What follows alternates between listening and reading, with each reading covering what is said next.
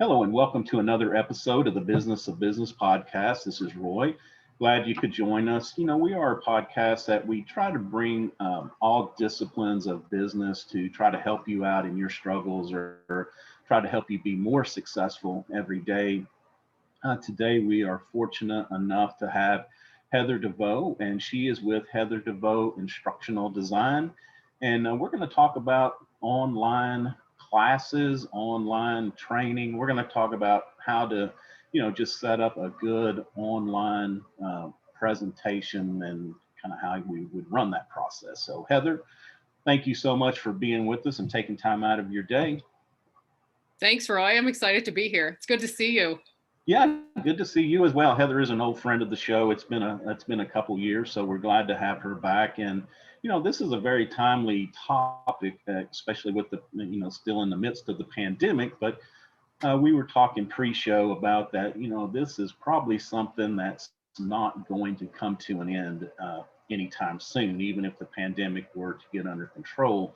I think working remotely, reaching our audiences remotely, people getting used to instead of going to yoga studio, nowadays they're doing online. So I think we're gonna see this continue through time. So it's great to be here. But what are some things that we need to consider? Just like myself. Okay, I woke up this morning and thought, hey, I'm thinking about doing some instructional stuff over. Putting it out there. So, what would be some things that a business person would need to consider about developing the content? Yeah, that's a great question, Roy. I think really, the idea that people are just trying to put band-aids on things right now, we have to sort of let go of that thought, right? That frame of Right. mind that anything you're creating right now is it shouldn't be a quick fix, like there shouldn't you shouldn't be out there looking for things that are just going to sort of plug the holes to get you over the hump. Right. Because I think to your point, and I know that this is a narrative that a lot of people are talking about right now. I think when you're making that sort of jump from where you were 9 months ago, and a lot of businesses are still trying to figure that out, to where you're going to be now or even in 2021, the hope everyone keeps talking about, like we want to go back to normal. But to me, it, as an instructional designer and someone who helps people create online courses, it doesn't make any sense that you would invest all that time, invest all that money, really, because it always comes down to the mighty dollar. You would Right. invest all that time and money and then want to go back from that. Right. And so I think one of the very first things you have to realize when you go down this road, number one, is it's not a temporary fix. You're Right. simply moving your business in a different direction.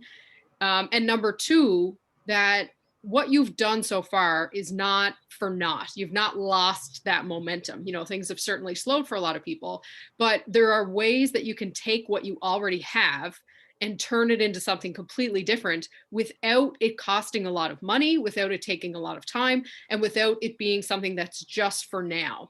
And Yeah. so I think, my advice right at the top of the hour would be that when you approach these things, don't approach them from a temporary mindset, because you're going to get so much value. Your customers and your audience is going to get so much value from this that you're going to, number one, wonder why you weren't doing it all along. And then Right. number two, how do you maintain that? Like, you'll be looking to the future of how can I do more of these kinds of things? Because it used to be that if you were online, that was you were standing out, right? Because there was a Right. time when being online meant that's how you reach more people. Right. Now everyone's online, so now it Right. becomes about, well, what are you pushing, right? What is the Right. thing you're actually talking about, and how do you stand out online doing that? And I think anyone with a frame of mind that they're going to go back to normal, or that this is just for now, is going to end up, they're going to end up holding nothing, because Right. everyone else is going to keep moving forward without them. So I think that frame of mind definitely has to be forward thinking, and this is permanent. Yeah, before we actually, get into the mechanics, I think you bring up a lot of good points that probably are worth discussing now. Number one, I do agree that this shouldn't be a band-aid. This is really a long-term play that we need to take that attitude and that approach. Mhm. And not only for the pandemic, but a couple of things come to mind as you were talking. Is, well, number one, um, we can meet people where they are when they're ready, because if you have some kind of a business, it doesn't matter what. Maybe I can't get there from 8 to 5 or your hours. And so this is going to provide access, some sort of access to people, 24 hours a day, 7 days a week, without you having to be there to help them. And then the other thing that kind of came to mind is this may be a sampling to actually lure people into your bricks and mortar, or to pick up the phone and give you a call. They may can go on here and check this out and say, yeah, I like this, I like the flow, or it's what I'm looking for. So I think there's a lot of great reasons to really consider this. Yeah, I mean, certainly one of the things that I talk about in when I'm posting on social media or when I'm having conversations with potential clients is what you can do with this kind of technology, right? And the technology is not new. We've been doing online learning for a long time. And it's funny, because I follow some groups and different hashtags online about adult education, and that's what we're talking about. We're not talking about high school education. Those are different kinds of professionals, and God love them. Right. When we're talking about adults who freely come to learn and they're looking to businesses to help them learn. I work with entrepreneurs, so I'm talking about business, right? We're talking about the business of business here, and B2B, and what does that look like? When you're looking at this stuff and you're thinking about that, one of the things that you want to consider is that certainly, yeah, you have to meet people where they are. But also, when I'm talking to potential clients, it's about that delivery. That delivery matters now more than ever, right? It can't just be you posting on social media all the time. And I used to do this. I used to be a content marketer. You know that, Roy. We worked together for a long time, right? So I used to do this for a living. And it always came down to, it's about so much more than what you're posting, right? The post is just, I call it the head of the beast now, because it's the thing that starts the funnel. And everybody, you need a sales funnel, whether you want it or not. But you need something like that. And, there's good ways to do that and there's bad ways to do that. But when we're talking about this sort of head of the beast of the social media post that draws people in, your online course, whether that is a free course or a paid course, and there's lots of different ways to use both. But one of the things I talk with potential customers about is, for product-based companies, having a free online course that is either a supplement, or it is an instructional manual, or it's a how to get the most out of your dollar that's spent course, is worth so much in the end, because a product can only go so far as a client can see its use for it.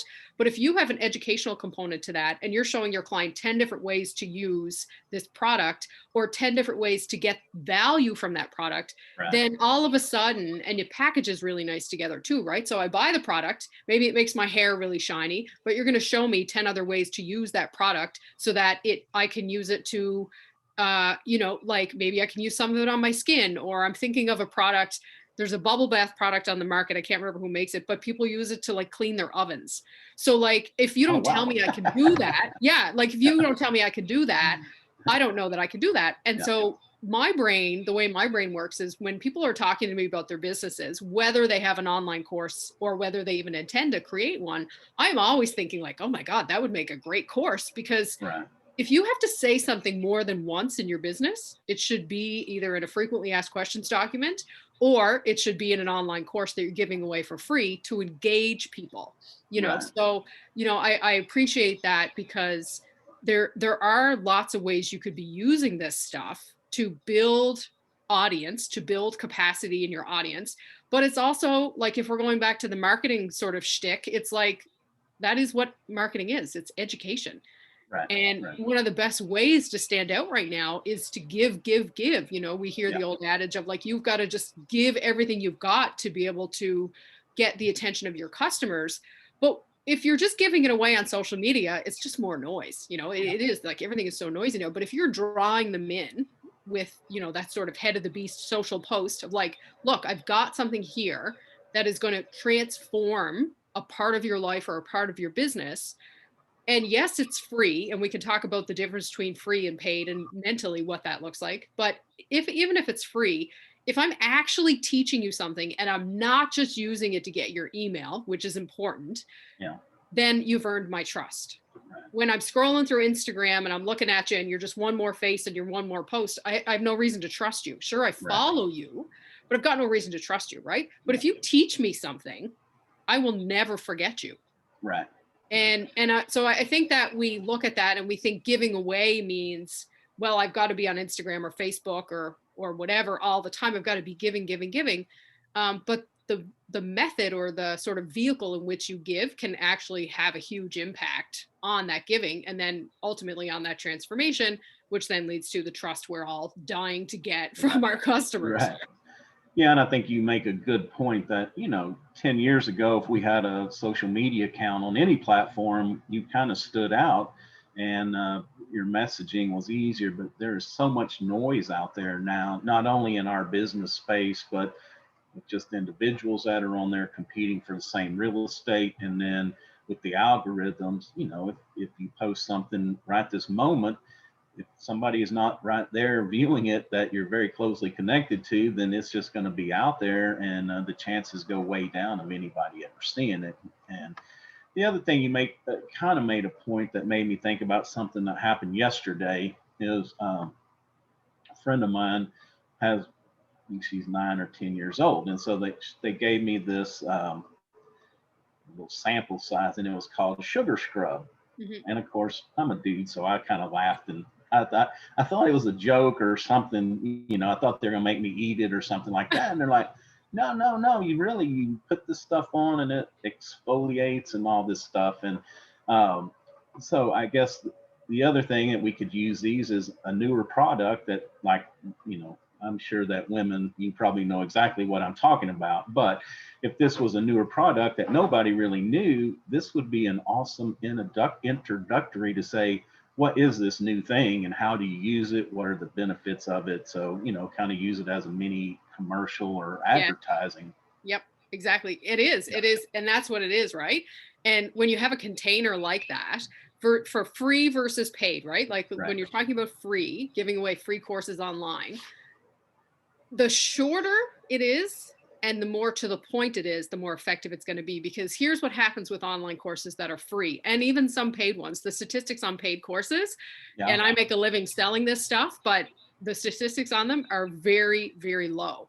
And one of the reasons why I get into this work was to make sure that the bar was raised for people creating online courses.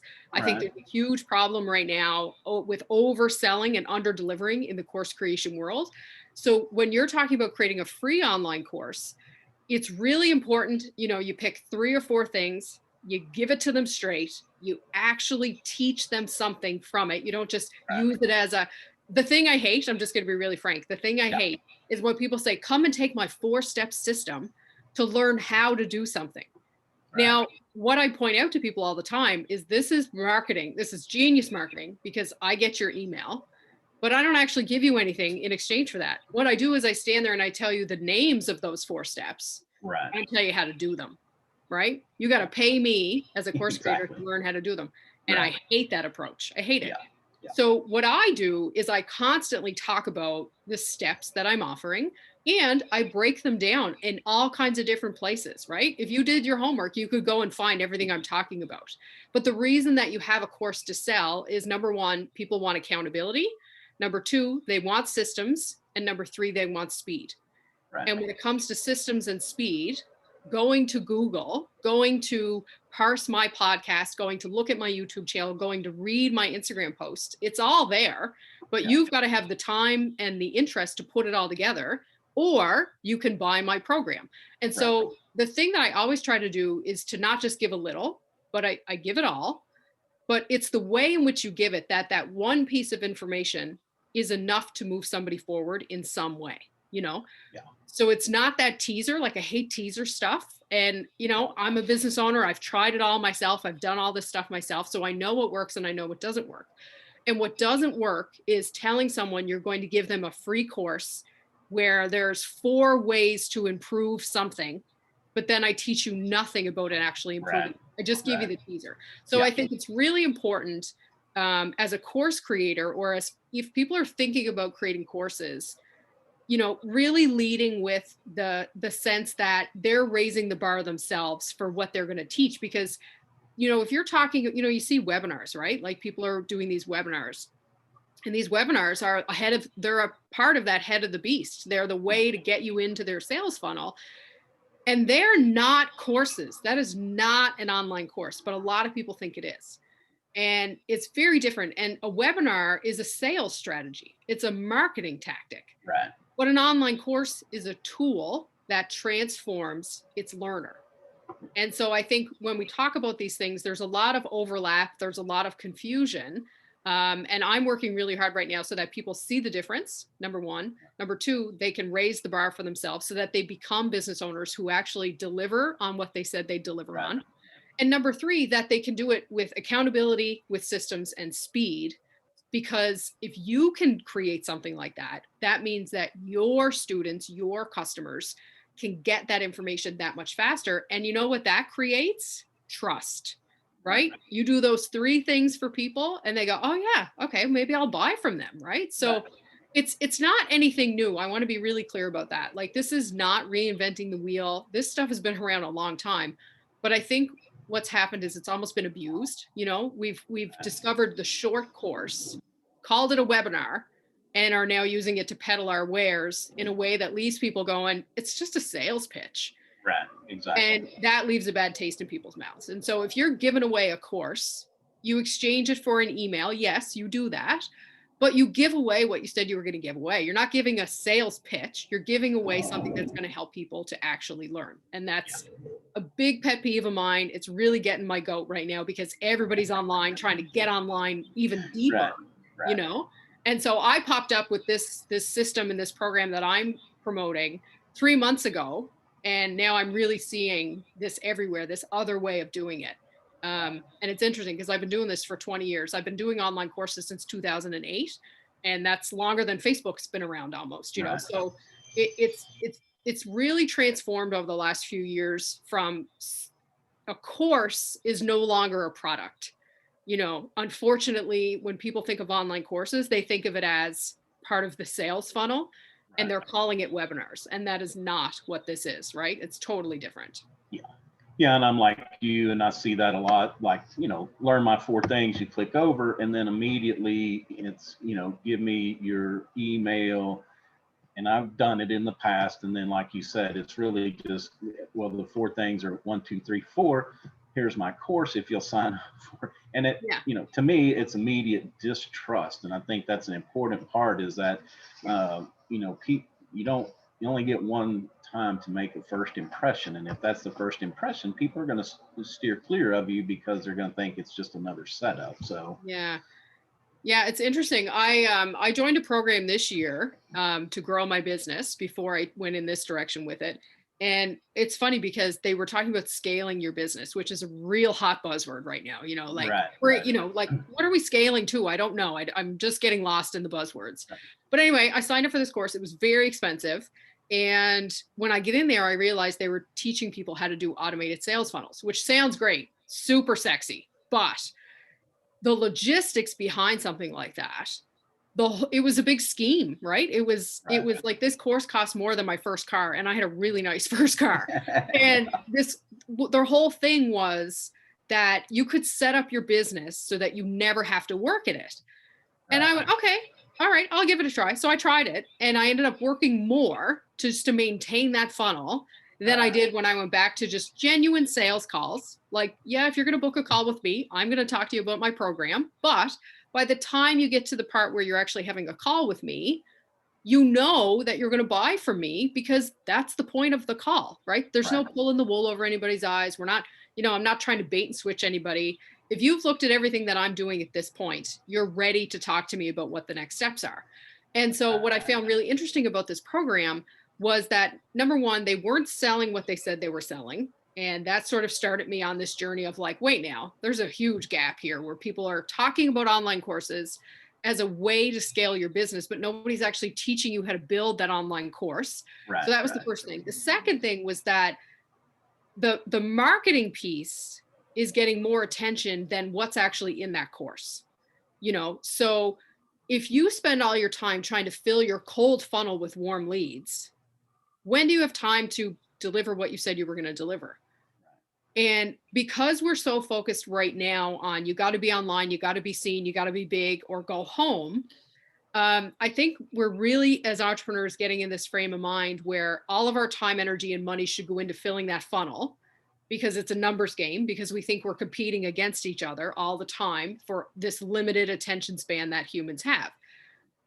What I'm arguing and what I'm seeing the results of is that when you build a course that is as good as you think it is, there is no selling involved, right?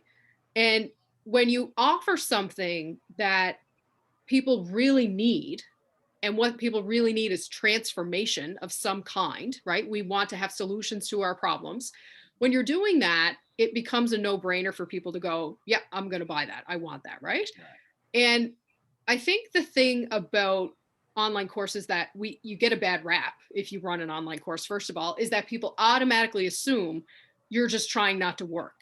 You're trying to do something that is scalable and that is repeatable, you know, and lather, rinse, repeat doesn't mean you don't have to work. I don't know if you've done any laundry, Roy, but it's a lot of work to lather, rinse, and repeat, right? Right, exactly. It's a lot of work. And so for people to assume that, oh, you have an online course, it's because you're trying to scale and you're trying not to work. These systems can be gold mines, but miners work really hard. And so I'm trying to be really frank with people about what you're getting into when you're making the change from a service-based business or even a product-based business into the online space, because it's not a free-for-all. And you don't just get to hit play on that funnel and walk away from it. It's a lot of work. But if you build it once, it's done. And I think what people are getting hung up on, and where I'm working really hard to help people, is just that when you know what has to be done, you can get it done, right? How many times in your life, Roy, have you seen something and you're trying to figure out what the next step is and you waste weeks and months trying to figure it out? But as soon as you know, you take a step, right? Right. So there's my cat. My cat's coming to visit. Okay. And so, yeah, so I think right now, and I'm a life coach as well, but what I'm not doing right now is coaching people. I'm not saying, how you doing today, Roy? Because how you're doing is almost irrelevant to getting this stuff done. Because if you can get this done, how you're doing will improve. That, right? You're exactly. Like, I know how you're doing. If you're coming to work with me, I know where you're at. I know how frustrated you are. I'm not going to life coach the crap out of you to try to get you to feel better. You're going to feel better once we get this done.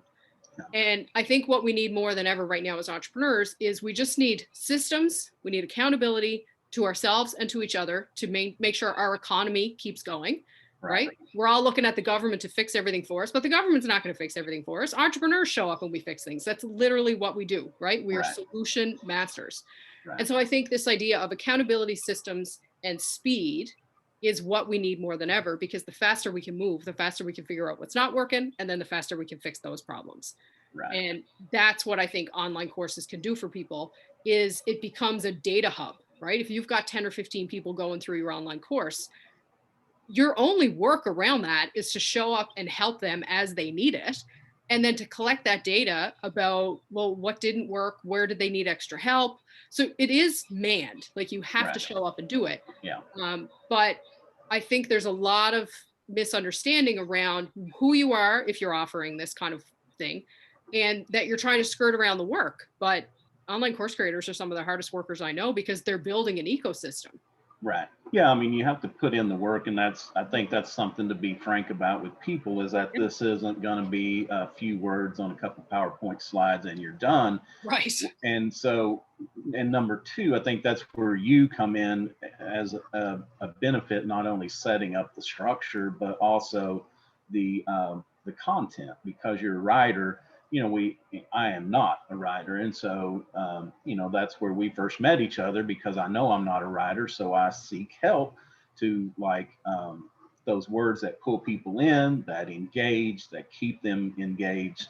You know, we have to be sure and put it in. And I guess depending on our product, you know, a lot of times we as business people think we know exactly what people need. So I can only assume that we can build this class, and then our training, whatever we build, we'll build it. But then if the users come back if 5 people come back and ask you the same question that you didn't addressed, then we kind of have to tweak that. And then as we grow, as our products grow, as our services change and grow, there's always room to update that, update it as we go forward. It's not the same stress as building it for sure, but it's not I don't think it's a set it and forget it. I think, we have to be there to be in tune, because people need something from us. Even if we have this course, that's not going to be the end of the line. Yeah. Yeah. And I think, it's really important that people understand that it's not set it and forget it. But yeah, I'd like to tell you a little bit about the system that I've created, because it'll directly answer that question that you're sort of putting out there.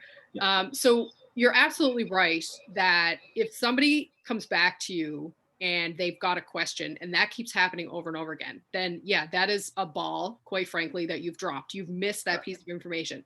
Now, what I see happen is new course creators, when that happens, they go, oh, well, I guess I'm not cut out for this. And then all of a sudden their course isn't available anymore, and they run and hide and they have imposter syndrome. That's where the life coach in me lights up going, what are you doing? Get back here. Let's fix it. Right. Right. And so what I did is, first and foremost, I think it's really clear you have to be really clear about what the difference is between an instructional designer and a course creator. Okay. So I have a master's degree in adult education. I studied this for years in school at the post-secondary level. I've been creating online courses since 2008. I've been creating courses, in-person workshops, and college curriculum since 2000. So I've been doing this for 20 actual years. I'm an instructional designer. That is my subject matter expertise. Roy, for you, your subject matter expertise is in business, in marketing, in senior living and sales. You have a container of subject matter expertise, right? As a course creator, your only job is to take your subject matter expertise and plug the holes for your clients. Now, what holes are they? That's where I come in. As an instructional designer, I help you see where are the gaps for your clients. I don't take your work and plug those holes. I take your expertise and put it into my framework and show you how to plug those holes for your customers, so that when you roll out your course, there are no questions. And let me tell you how I do that. Where you go to a marketing strategy. So with using a marketing strategy, what's the first rule of business? Do your market research, right? Go and talk to your potential customers. Right. This is true in instructional design. If I have no subject matter expertise in what you're wanting to sell, I don't need it to be able to create a course for you. I go out to your market, I ask them what they need. You and I sit down together and I pull from your brain what is going to plug those holes for those people. Then, because I know how to build a course, I put it into a format, into a framework that teaches them part 1, part 2, part 3, until incrementally they get to the transformation that they're looking for. Very, very simple framework. Why people get overwhelmed is because they think about, how do I go from this is what I have to teach to here's a fully finished functional online course. Everything in between turns to mud and they get stuck in those ruts, right? Happens all the time. So what I did is I looked at, how do you find out about that niche marketing, about that target marketing, and how do you apply that to learning? And it's the same systems. If you're creating a course for somebody, you do what's called a needs assessment, right? The other thing I tried really hard to do is to leave all jargon at the door. When people take my program, you're not going to hear a single word of jargon, because you don't need to be an instructional designer to create an online course. What you need is a framework to drop your knowledge into that becomes a course, right? Right. So what I did is I borrowed from the marketing industry and I borrowed from the instructional design industry, and I looked at what makes this easy for people to not feel intimidated by. Because what I want people to remember is that you know what you know better than I ever could. And you know what you know better than most people who are hawking what you're also trying to hawk, right? Whatever it is you're trying to sell, there are 10 other people not nearly as qualified as you who are doing that out there. And you have to find where that pillar is that you're going to stand and how you're going to do that. So I help you figure that out with the course. And I walk you through this it's a 4-step system, right? That you walk through. But the first whole week that you work with me, we talk about this market research and how do you pull that data so that you actually create a course, number one, that people want, number two, that they finish. Remember, we talked about how people don't finish these courses. Right. And the way that they finish them is that you focus on one or two very specific problems. You don't need to teach them everything that you know. They don't want to know that anyway. They want to know the answer to a question they have, and they want to be shown how to do it. They want systems and they want speed, right? Entrepreneurs are busy. Do not make courses that are a year long. Nobody will buy them, and you'll lose them at 6 months every time. So you have to look at the needs and the wants of people. And then you look at, what do I have to fill those needs and wants? And when you do that, when you lay that marketing framework over it and you put it into an instructional design framework, you get a course that people go, this is exactly what I need. Yeah. And there is no sales funnel when you're selling exactly what people need, you know? And so I think it's really interesting because we tend to think that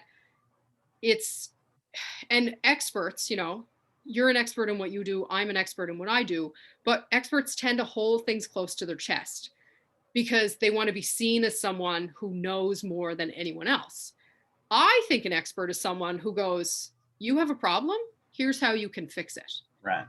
And that doesn't mean that I'm out there trying to make 100 mini-me's. I don't need 100 more people out there to understand instructional design. In fact, I'm trying to do the opposite. I'm trying to just get you to do the thing you're trying to do without needing to learn an entire other industry. I think that is what makes someone an expert, when you can push people over the hump without weighing them down with a bunch of baggage, you know? Right. Right. And so the thing is that when you create an online course, and you said it earlier, and I'm so glad you said it, you think about what you want to put into it.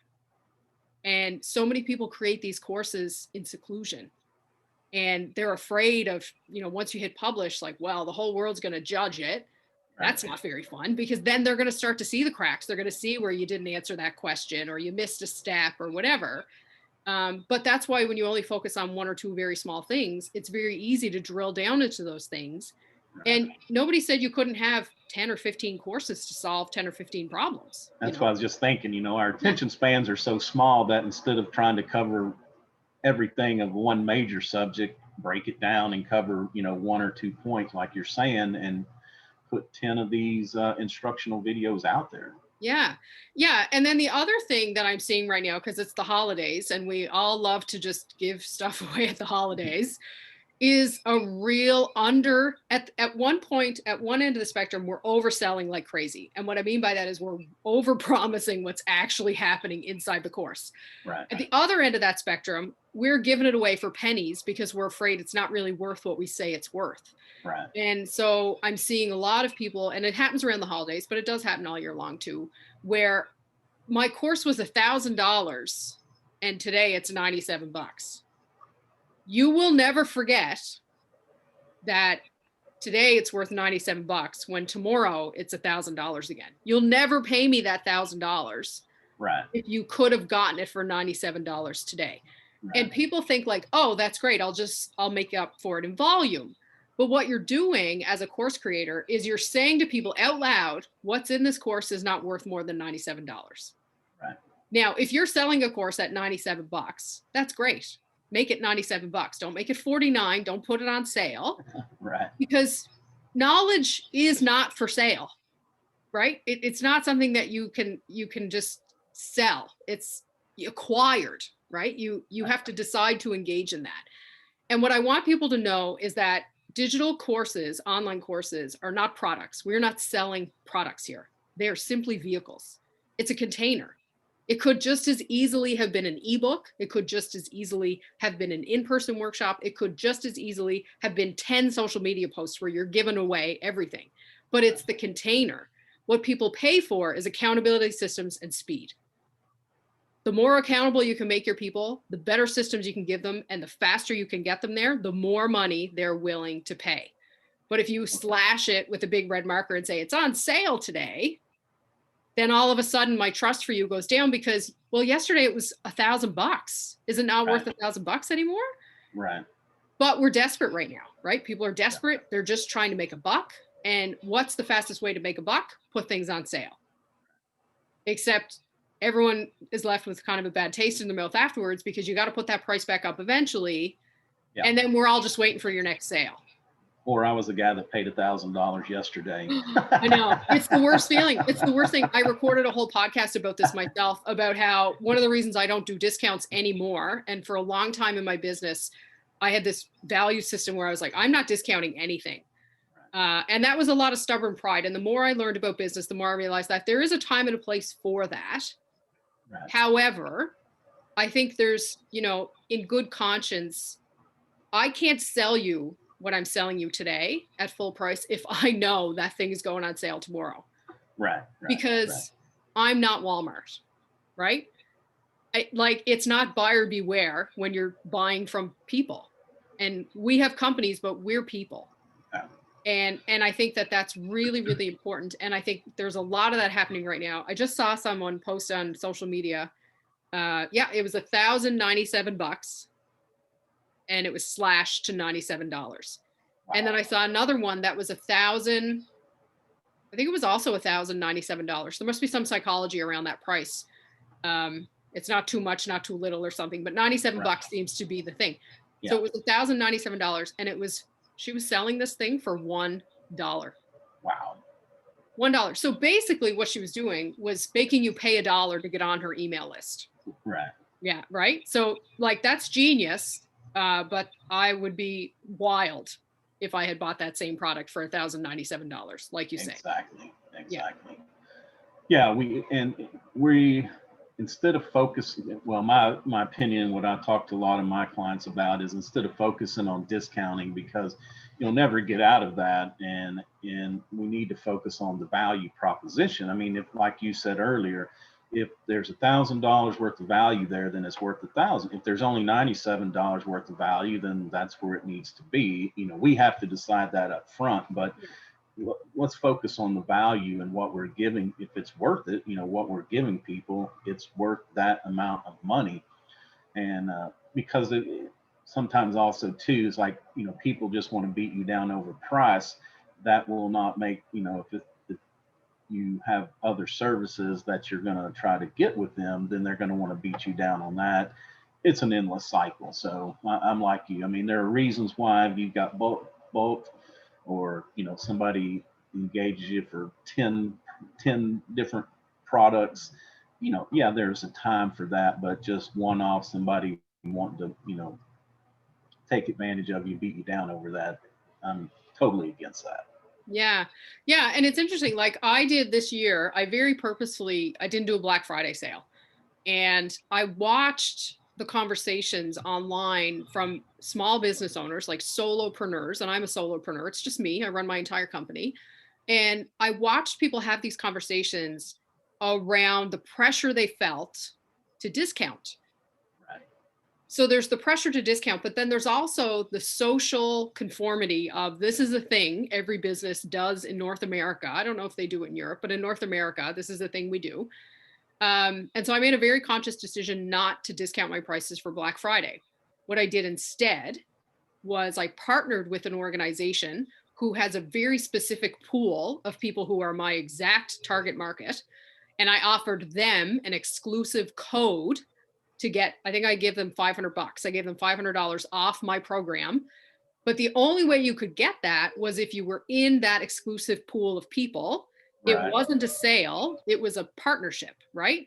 So in exchange for that, and I'll tell you why I did that in a minute. In exchange for that, I was featured in their gift guide. So I live in Atlanta, Canada. We're pretty small in Atlanta, Canada. We don't have a lot of stuff going on here, but what we do have is plenty of very talented entrepreneurs. And this woman that I know in my network reached out and said, hey, do you want to do a contribution? And I said, yes. I gave away one seat. My program is valued at $2,000. I gave away one seat in my program as a prize for any entrepreneur who wanted to do the draw to be able to create an online course. And then I gave discount codes for, I think it was up to 50 of their people. And they have a huge network in Atlanta, Canada. And the reason I did that was because I was going to take money out of my pocket to buy Facebook ads. And I'm going to be real frank with you. I hate Facebook ads. And this year, Facebook ads have just been like robbing pockets of people. It's a great tool if you can figure out how to use it, but it costs you thousands of dollars to figure out how to use it. So I said, I don't want to do a Black Friday sale, but I do want to do some Facebook ads except I hate Facebook ads. So when I was approached by this girl, I said, you know what? The money I was going to spend on doing those ads, if I got 1 or 2 people to sign up for my program at the discounted price, that would have been better than doing Facebook ads. And so I shifted my focus away from spending $500 on Facebook ads to trading basically a giant network of advertising for which realistically, let's be honest, it was going to be 1 or 2 seats. It wasn't going to be 50 people were not going to sign up for my program. But when you do Facebook ads or when you do those kind of funnel selling things, you have to set metrics, right? You have to know what does success look like. And so for me, it was, well, if I spend $500 and I got one person to buy a $2,000 program, that's a pretty good success metric.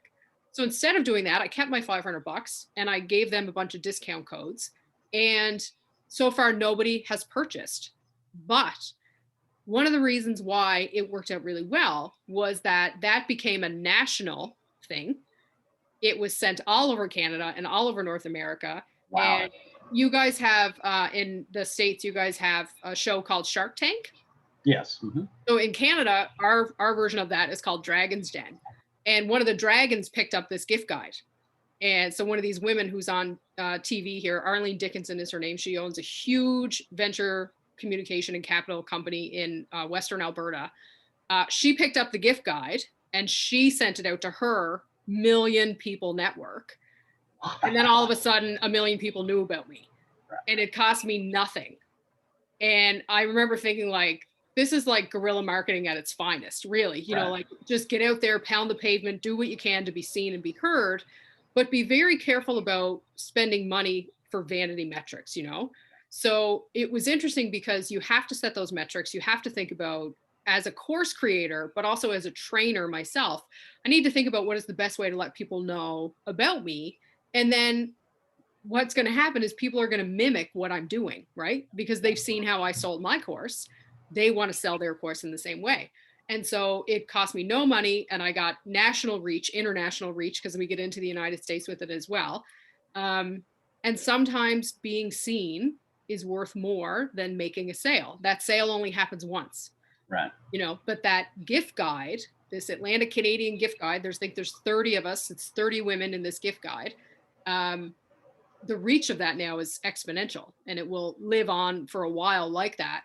Right. But I think there's a real pressure for people to not look at something like that and see the value in that and throw the $500 at Facebook to get a couple of more likes, to get 1 or 2 more sales.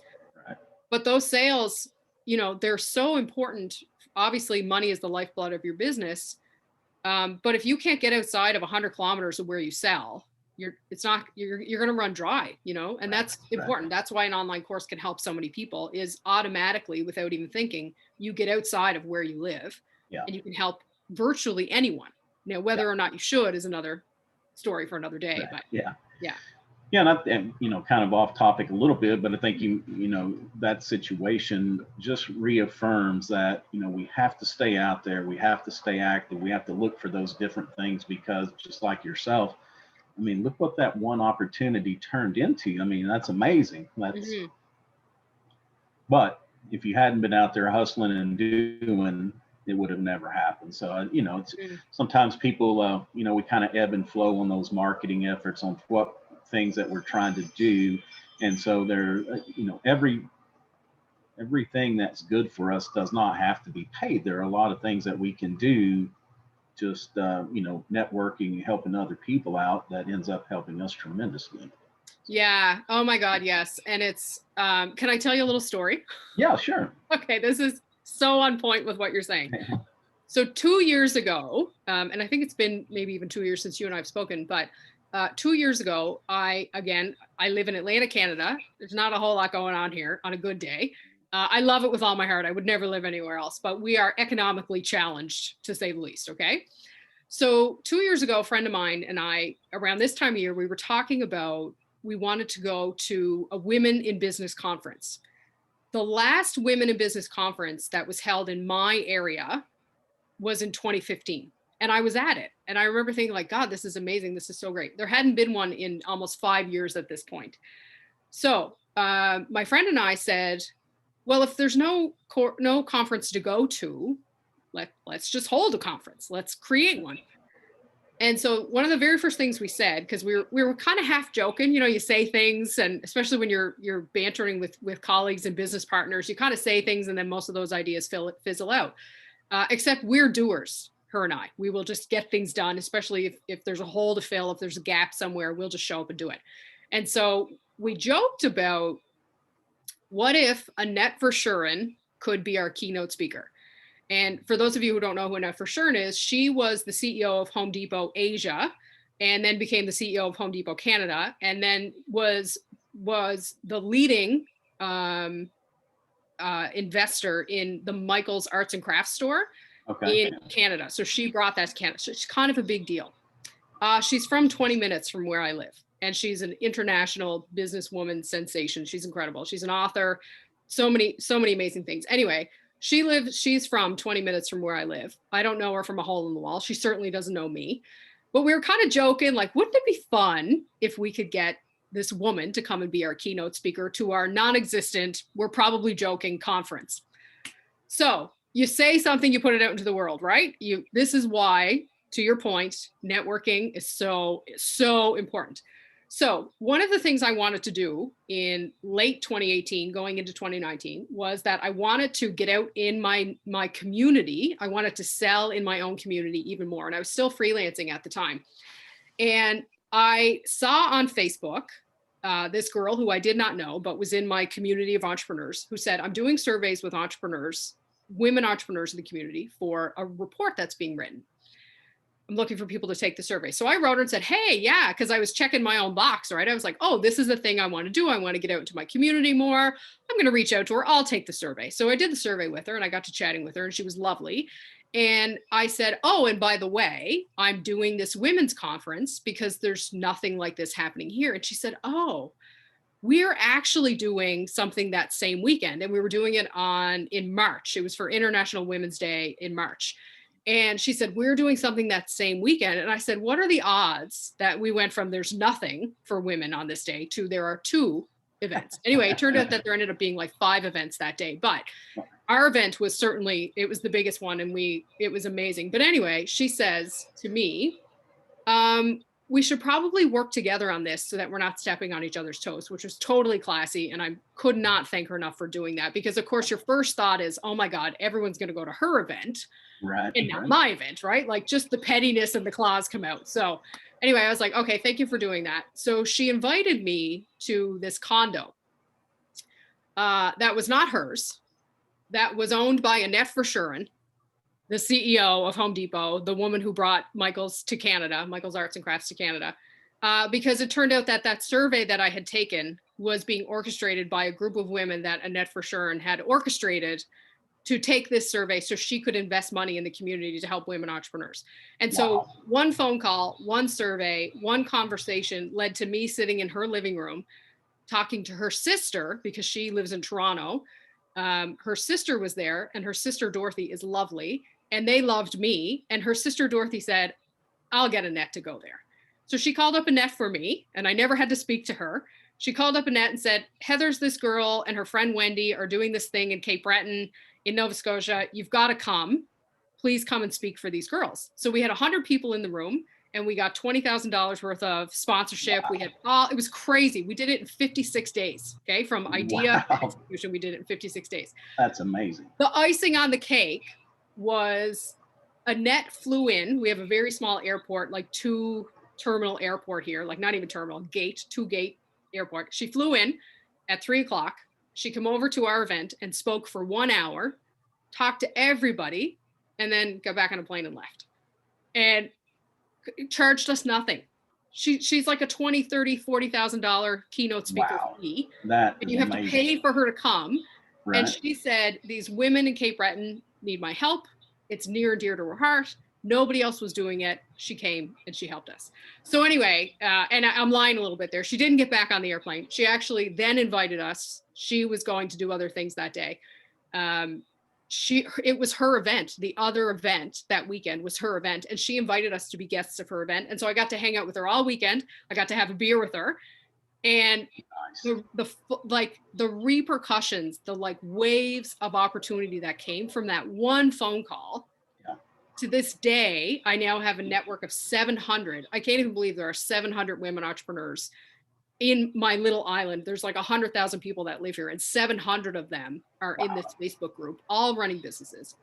Anytime you need anything, anytime you have an idea, these women just come together and they do all this stuff.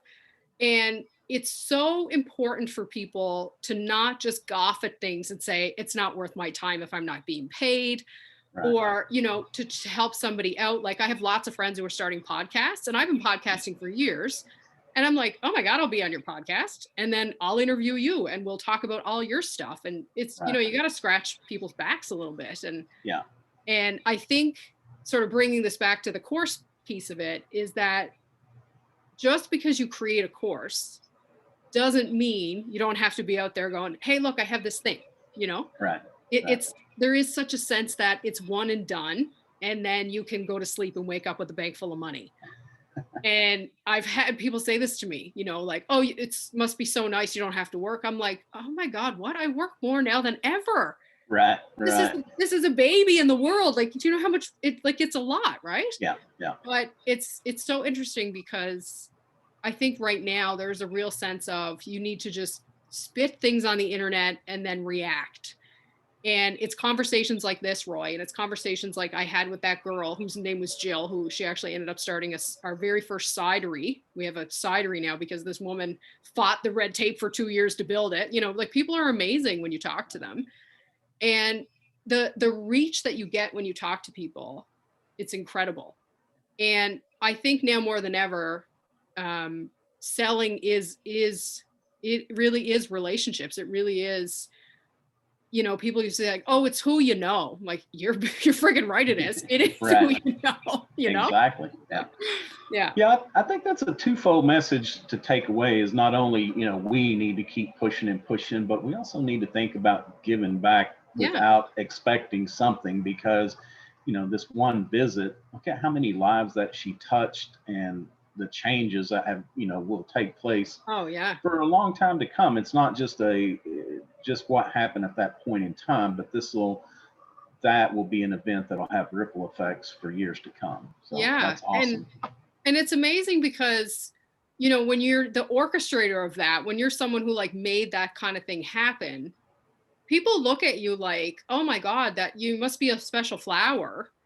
And it's not that you're a special flower. It's you picked up the phone and asked a question, you know, Right. or Right. you asked for help. And I think so many times entrepreneurs and business owners don't succeed because we make the mistake, and I'm saying we, because this has certainly been true of me.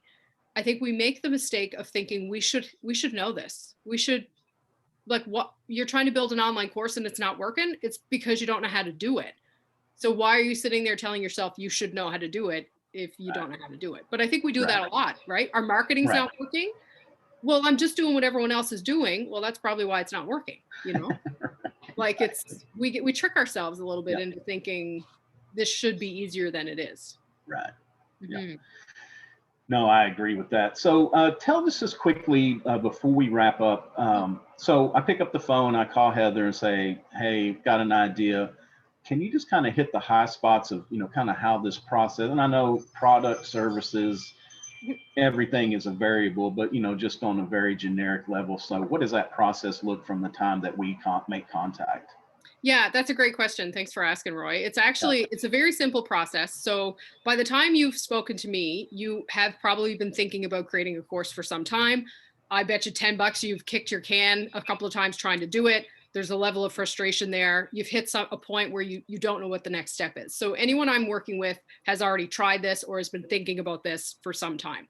I work with established entrepreneurs. So this isn't startup. One of the things that I think people are making a big mistake with right now is they're dropping what they're doing and they're going in a totally new direction, not having any experience in that direction. In order to be a really successful course creator, you got to know what you're teaching. Right. And so if a course is your first product, I'm not your first call. You need to have a business to support the infrastructure of that online course. Okay. Yeah. So we will have a conversation around where are you at in your business?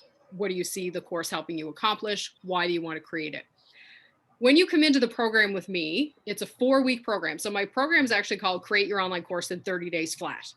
And the reason I can promise you 30 days flat is because I'm not teaching you entrepreneurship, not teaching you sales. I'm not even teaching you marketing. I'm teaching you one simple thing, how to take your expertise and put it into an online course. So I'm helping you build the container. I'm helping you build the vehicle. Okay. Right.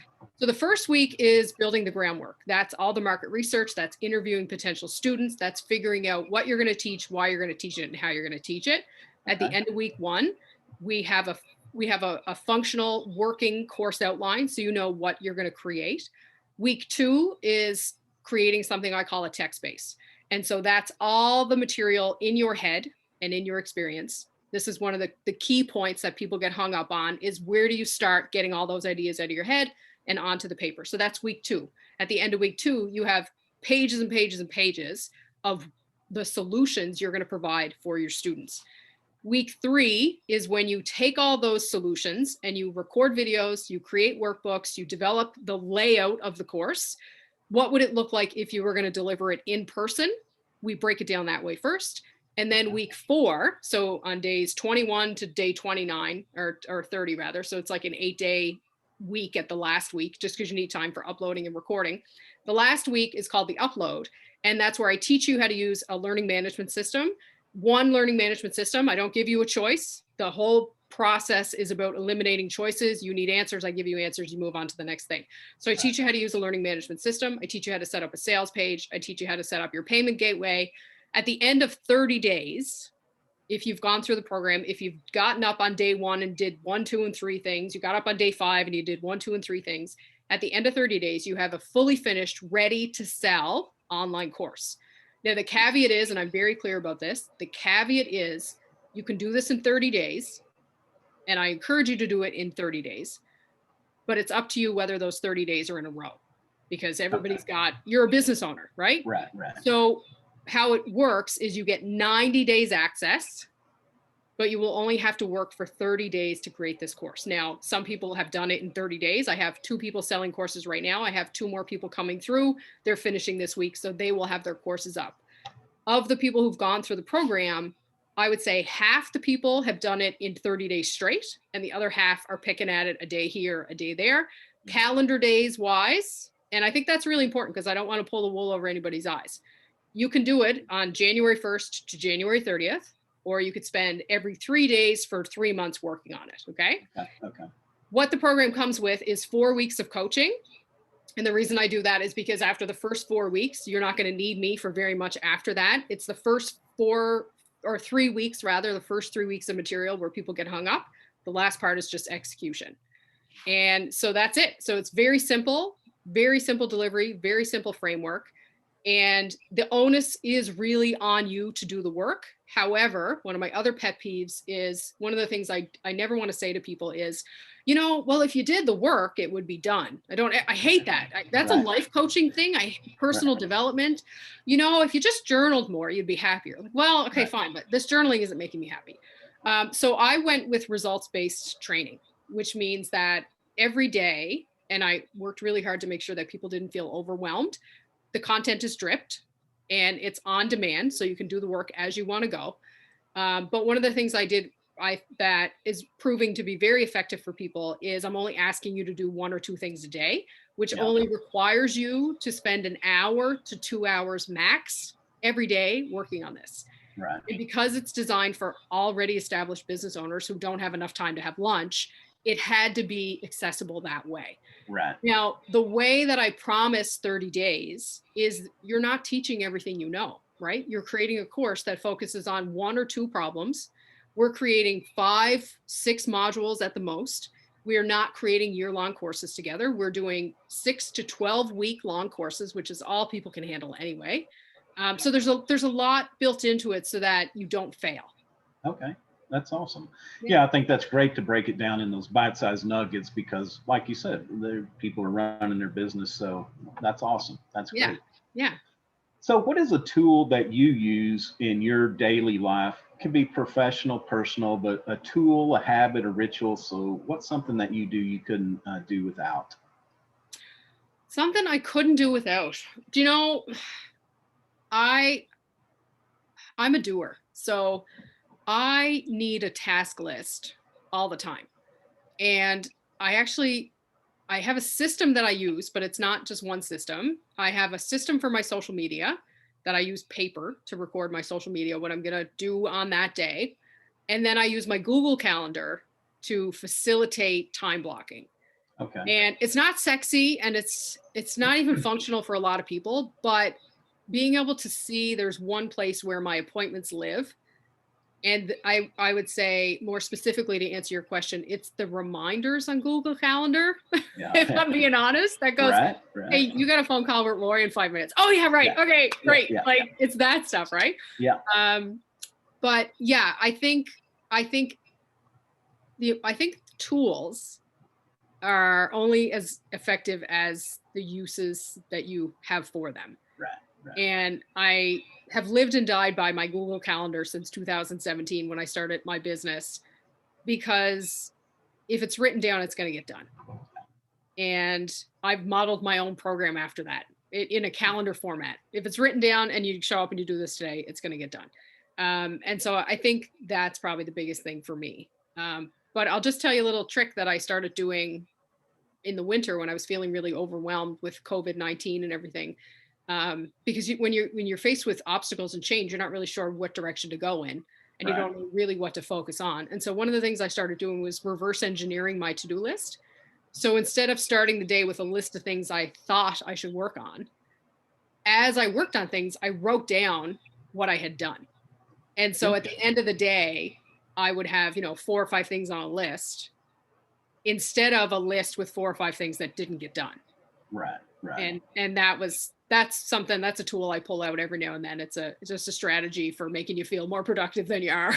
That's a good point because I have a habit. I'm a list person myself, so I've got my list, and I think we all have the habit of beating ourselves up at the end of the day because I left 3 things on there. What we don't do is we don't celebrate the 7 that we took care of. Yeah. And if we prioritize, typically they are probably the most important 7 that we had. So we need to celebrate that at the end of the day, like got this done, instead of just beating ourselves up about what was left over. Very important. Yeah. Because if you're anything like me and everyone else on the planet, all the stuff that was left over was the hard stuff, right? Yeah. Yeah. Yeah. It got pushed to the bottom for a reason. Yeah. Right. Well, Heather, tell everybody how, number one, how they can reach out, get a hold of you, or how they can sign up for the online training. Mm-hmm. Yeah, thanks, Roy. So my website is heatherdeveaux.com. I'll just spell it for you. It's HeatherDeveaux.com. And when you visit there, you'll see that there is a bunch of stuff. But the most important tab is the Create an Online Course tab, where you'll learn all about my program called Think Big, Move Fast, Create Your Online Course in 30 Days Flat. And people can find me on Instagram, just Heather Deveaux, and I'm on Facebook as Think Big, Move Fast as well. Okay. Awesome. So y'all reach out to Heather. Let's get that online course. Let's get started and start the new year off fresh with that. Yeah. Heather, thanks so much for taking time out of your day to speak with us. We certainly do appreciate it. And we'll be visiting soon, kind of catch up again. And this is such an in-depth subject. I'm sure we can have 3 or 4 conversations, but thanks a lot for being here.